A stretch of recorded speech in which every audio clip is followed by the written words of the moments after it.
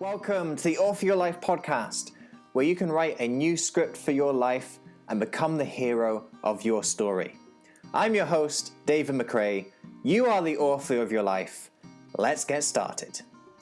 All you have to decide is what to do with the time that is given to you. In my experience, there's no such thing as luck. It is not our abilities that show what we truly are. It is our choices. Hello, Story Changer, and welcome back to the Author Your Life podcast. In this episode, I'm going to be presenting a piece of training that comes from my upcoming book, Author Your Life, Become the Hero of Your Story. In the weeks leading up to the book's release, and indeed in the weeks just after the book's release, I'm going to be delivering pieces of training that come from the book. So this might be a concept, it might be a strategy, a habit, a tool, a technique that's geared around making a significant change to a key portion of your life. You can enjoy a number of these trainings throughout the weeks and months to come, all coming from my brand new book, which is available for pre-order right now on Amazon. So if you enjoy this training and you think the rest of the book will be equally as useful to you, then make sure you head over to Amazon and pre-order your copy so you get it as soon as it's released. But whilst you're waiting, I'll leave you to enjoy this piece of training that comes from the book. Hello, Story Changers, and welcome back to another episode of Author Your Life. Today on the episode, I'm going to talk about how to identify your values and how to increase your self-awareness. When people talk about values, you talk about sticking to your values, being true to your values. I think it's important to define what this actually is. What does this mean? Because we can get a little bit confused about values.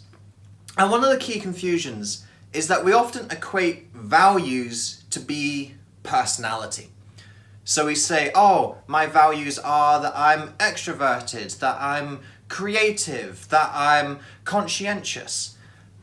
But actually, that is just an expression of our inner values. Because if you think of personality, let's say extroversion, for example. Extroversion can come from a different value set. If you imagine the braggart who walks into the room and it's all about them, they're loud, they're noisy, they're brash. Well, their set of values comes from somewhere different to the extrovert who walks into the room and they're laughing and joking and telling other people stories. We could describe both people as extroverted, but that's just on the level of personality. Values is something deeper.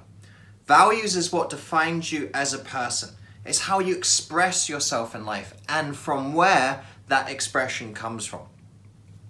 So when we look at identifying what your values are, there's a fun little exercise that I've done myself in my personal journey, and I like to recommend to other people as well. And I call it the 5-5-5 exercise. So the first part of this is that you write down 5 words that you think most describe who you are as a person. So that might be kind, it might be disciplined, it might be adventurous.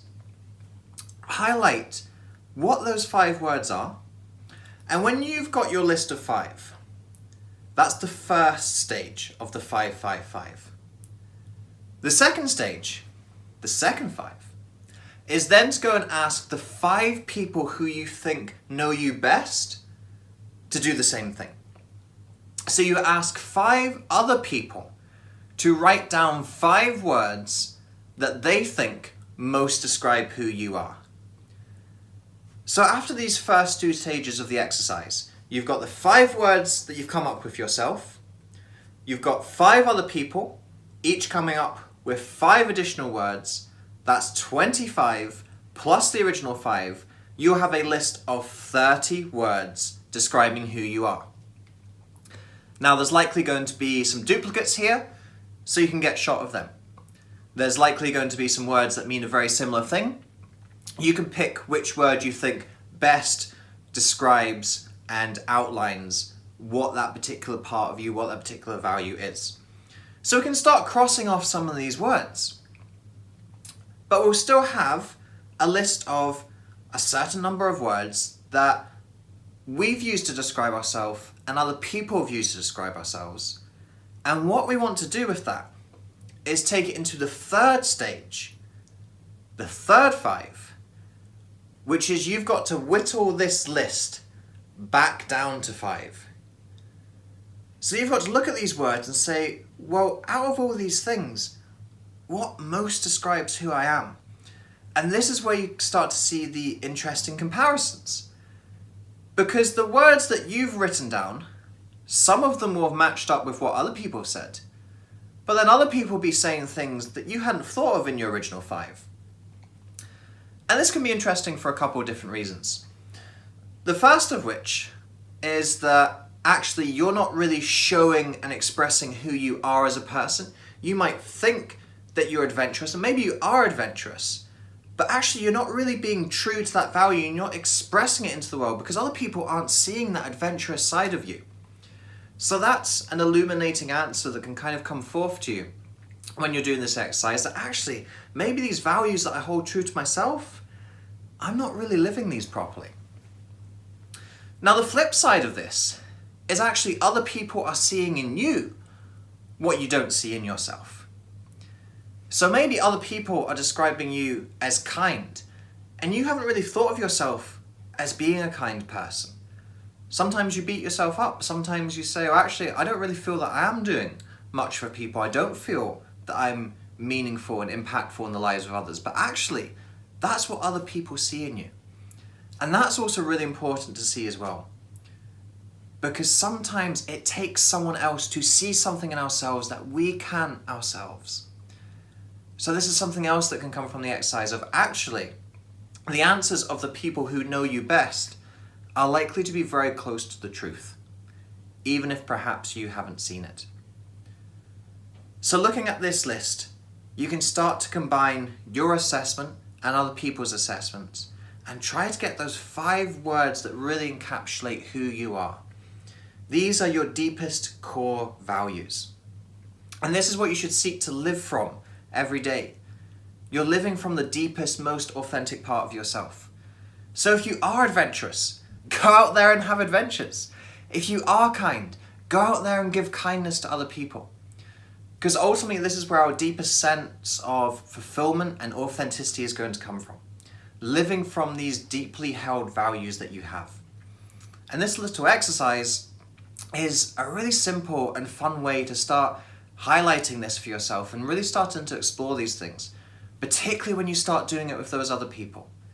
Because you can do all the self-awareness and all the self-exploration that you like, but ultimately the deepest answers generally come when we're bouncing off other people, when we're utilizing their ability and their wisdom as well as your own. So that's a little exercise that you can do to start to identify what your value set is. And ultimately what you want to do is you want to be able to live from this value set. And there's lots of different ways that you can start to act upon this. You can put your values in a personal constitution, like I've talked about on other videos. You can use it for your affirmations if you are into doing affirmations. You can have it as a little journal at the end of the day where you say, do I feel that I've expressed this value today? There's lots of different ways that you can do this. But it's really key to have that grounding and that foundational knowledge of who actually are you as a person and how are you going to express that into the world. So I hope you found this episode useful today. I look forward as always to sharing more with you in the future. But until then, remember that you are the author of your life. You hold the pen and you can write whatever script you want for yourself. I'll speak to you soon. David. Thank you so much for listening to this episode. If you enjoyed this episode, I'd appreciate it hugely if you could head over to iTunes and leave a rating and review for the podcast. With your review, please be as honest and detailed as you can be. Because with honest and detailed feedback, that helps me to adapt and grow this podcast to most serve you, the listener. Also, if you enjoyed this episode, then make sure you subscribe to the podcast. That way you aren't going to miss any of the future episodes that we've got lined up for you. Until next time, remember that you are the author of your life. You hold the pen, and you can write whatever script you want for yourself.